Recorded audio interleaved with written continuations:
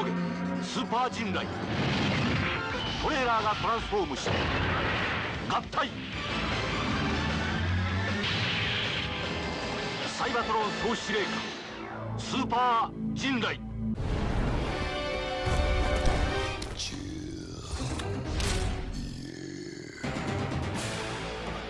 Hello there, gang, and welcome to Displaying Model Behaviour, the Earth's mightiest video podcast. Let's go, pup.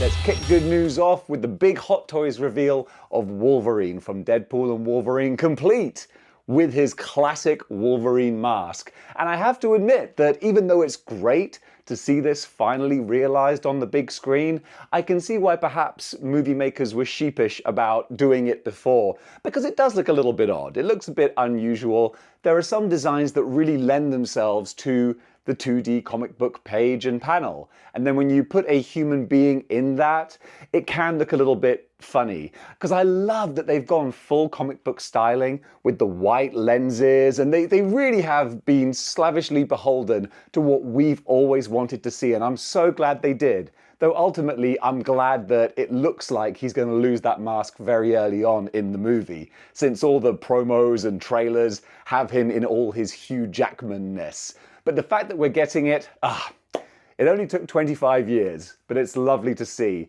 And then the rest of this figure is Hot Toys. You know what to expect. It looks absolutely stunning. This is going to be hitting store shelves around about the second or third quarter of next year.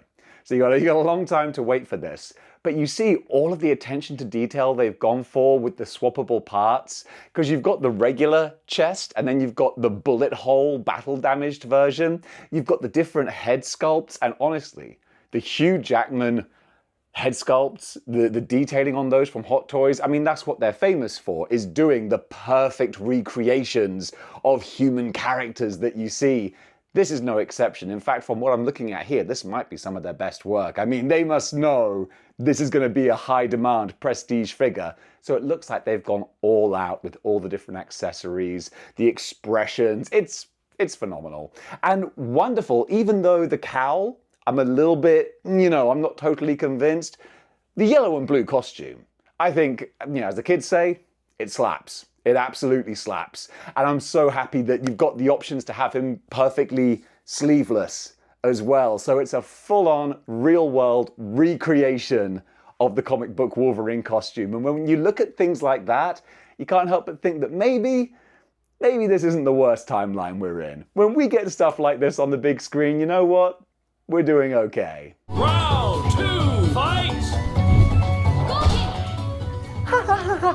Yatta! Yep, that's my Chun Li impression. And this is Jada's Chun Li impression in her pink costume. Chun Li's getting a lot of love right now. Target have their red costume Chun Li, which feels kind of surplus to requirements, really. But now Jada are giving us the San Diego Comic-Con exclusive pink costume Chun Li, which, just like their Violent Ken, is coming with some extra accessories as well. And yeah, she looks great. Still making me think, do I need the Player 2 costumes? No, I don't, is the only correct answer to that. I don't. But it is tempting, and I will get Guile in his blue, because that was always my favorite. But besides that, that's all I'm getting. So if you want to, you can pick her up at Comic-Con if you're lucky enough to be there in person, or if you're not, then it does say that she'll be available at some selected retailers. Though in the write-up that I have, it's not clear yet, but hopefully she won't be too hard to get your hands on. But with the different face sculpts that she comes with now, I do like it. Jada, you make a good case for doubling up on your figures, but I'm going to try to resist. But if you don't, I think you'll probably be very happy with her. Guys, this video is brought to you by Legendsverse. They are the official sponsors of Model Behaviour, giving you a brand new website that you can use to categorize not just your Marvel Legends, but also other toy lines as well. They got G.I. Joe and a few other ones on there. That's really great, but I know what you're thinking. There are a few other websites like this, but what I really love about this one is, first of all, you can make separate sections for different groups and teams. So if you want to collect an obscure group like the Defenders, or a very specific version of the X-Men or the Avengers, or a storyline like Maximum Carnage, you can do separate groups for those. I really dig that. And what's really fun is I've done a couple of video promos for this website before. But after doing that, I've had loads of comments, genuinely, from people saying, oh man, Legendsverse, yes, like, this is a really, really good site. So directly from collectors, I've got good feedback. So that's really cool. So go check them out. There's a link in the description below. And honestly, it's just so much fun also to just go back in the archives and see all the different figures, because I use this as a resource for when I'm doing my Marvel Legends yearly rankings. So that's a great tool for me to use. I hope that you can use it too. So yeah, go check them out. They're a fantastic sponsor and a great website.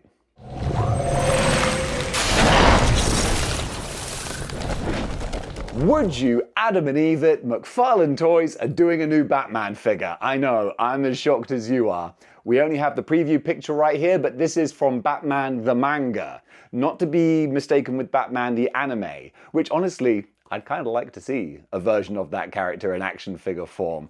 However, this one, yeah, different source material. It's the classic Batman look, really, with just a couple of very minor tweaks. But for your Batman completionists out there, this is another must-have figure. Honestly, I don't know if there are any Batman completionists out there, because that's an impossible task right there. That's Sisyphus pushing the boulder up the mountain. You ain't ever gonna finish that. But Todd McFarlane, he's quite happy with that, because I think that guy has no greater pleasure in the world than giving us more Batman figures. Uh-huh.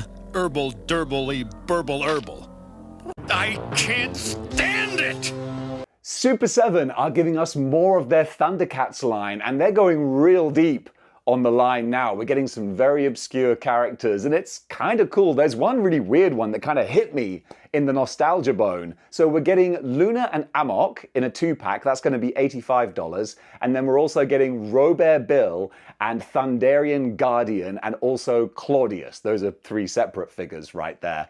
And it was Robert Bill that really, it was so weird, because I don't remember anything about this character, but I saw that image and I was like, I remember Robert Bill. Don't know what he did, don't know what episode he was in, but I remember being at Paul Robinson's house when I was like 6 years old and watching Thundercats and Robert Bill. Maybe it was Daniel Green. Either way, one of my old childhood friends when I was like knee-high to a grasshopper. Well, that's a phrase I don't think anyone uses anymore, or for the last 30 years probably.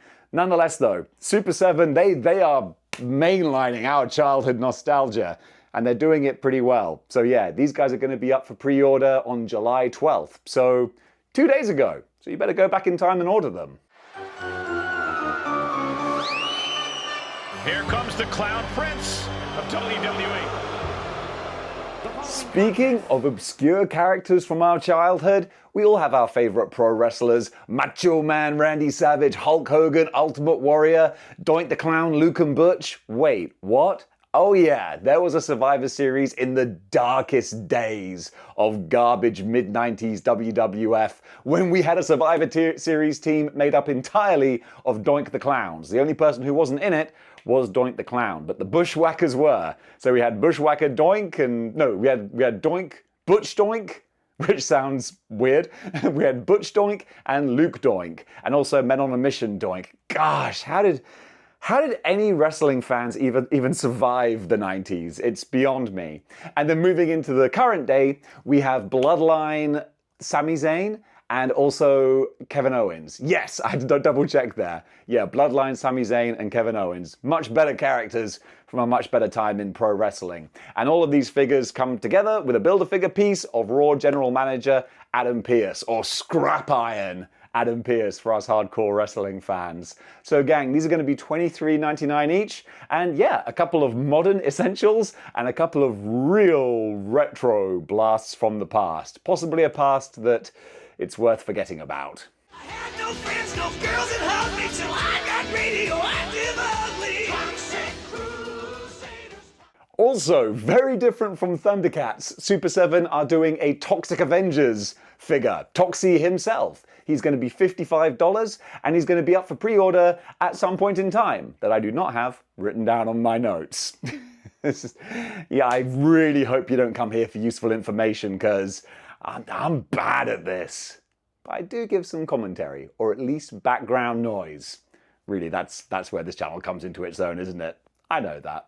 Exciting news for Marvel Legends fans. We're going to be getting another Hasbro Pulse fan stream. Going to be hitting the airwaves on June 17th at 11 a.m. So I'm going to be staying up late that night because I want to see what we're going to be having revealed. Not going to get my hopes up too high, but fingers crossed there'll be some gems. Dwight has tweeted out, is it a tweet or an X, whatever, a picture of skulls, which got a lot of people thinking like, are we going to go Madeline Pryor?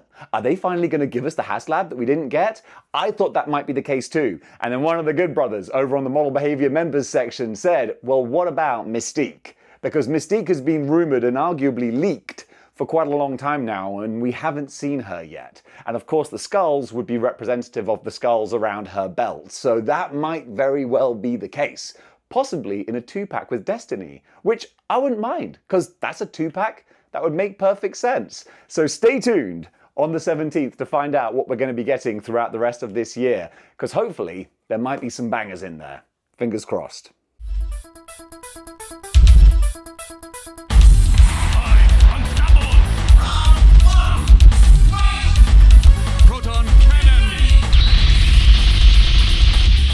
Hot Toys have also shown off their black and gold Mark 7 Iron Man armor. I always kind of dug the black and gold look. And help me out here, I don't know if this appeared in the MCU at all. It's an MCU armor design, but I'm thinking that maybe they've just recolored it to match the gold and black comic book colors. I'm trying to think back to the house party scene in Iron Man 3, and I'm thinking, was there a black and gold one there? I'm not sure. So this might just be a kind of tribute to the black and gold comic book style one, which did look wicked. This looks wicked too. So if you're an Iron Man completionist, well, that's another $300 you're gonna have to spend. But what else are you gonna spend it on?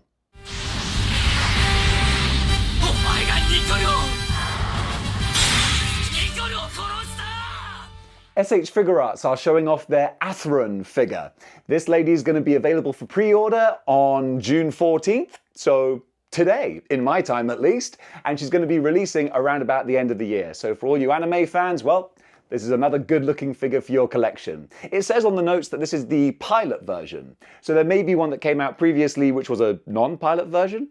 I don't know. You know me. I don't make the news, I just report it, and anime ain't my strong suit. But these figures, or at least this one, does look pretty. We're too late, Cosmos. We've missed the whole ceremony. A bit of Transformers news now, and now that I have a nice table to put my laptop on, I can read straight from my notes. So, since I don't know that much about Transformers, I'm going to tell you that you can add the Peacekeeping Force on the world of Gobotron to your collection with the Transformers Generation Select Legacy United GoBot Guardians 3-pack. Deep breath. The multi-pack includes 3.5 to 5-inch special edition action figures, GoBot Pathfinder, GoBot Smallfoot, and GoBot Treads, with 4 accessories that attach to the figures in both modes. That was easy. I might do that more often. In fact, let's do it again right now, because we've got more Transformers. This time, they're leaping out of the comic panels and bringing the Autobot Resistance into your collection with the Transformers Generations Comic Edition Autobot Flame and Emirate Zaron figures. Only Star Wars has more bizarre sounding names. Inspired by the original Transformers comic book series, this 2-pack features comic-accurate deco and black line hatching details to celebrate the 40 years since Transformers robots made their comic book debut in 1984. I'll always remember 1984 as the year the Terminator came out. It's funny we have these touchstone pieces of media that make us think about certain years. Both figures, it's funny, my girlfriend was born in 1993, but why is 1993 special to me? Well, because that's the year Jurassic Park came out. Duh. Also, she was born then, but it's the year Jurassic Park came out. So both figures convert from robots to Cybertronian tank and come action-packed with multiple accessories, including 2 tank shred blasters and shield accessories for Emirate Zaron and a cannon accessory for Autobot Flame. And these are going to be available for pre-order exclusively on Hasbro Pulse beginning at 1 p.m. Eastern Time for Hasbro Pulse Premium members and 2 p.m. Eastern Time for all you other non-premium cheapskates. I see what you're doing, Hasbro.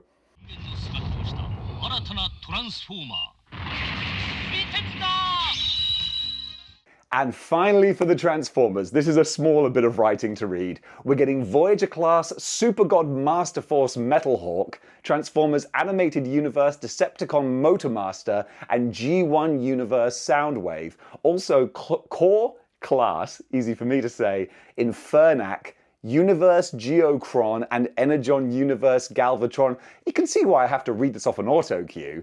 Deluxe Class G1 Universe Optimus Prime, G1 Universe Quake and Cyberverse Universe Slipstream, and Leader Armada Universe Galvatron. Even if I was a hardcore Transformers fan, there's no way I'm committing that all to memory. Thank you, new table, for my laptop. It's a game changer right here. Hey kid, want a 1/6 scale Triceratops skeleton lady? Yeah, you do.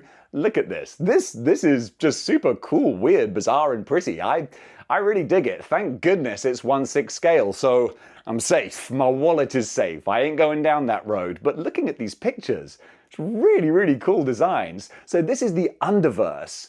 Underverse Fierce Girls, who will be available for pre-order June 13th, so yesterday. And is there any more information? Going to be $245 to talk about protecting my wallet. But hey, if you want some weird, cool, awesome-looking Triceratops skeleton girl, well, this is exactly that. It's weird that you would have such a specific desire and it would just happen to be met, but there we go.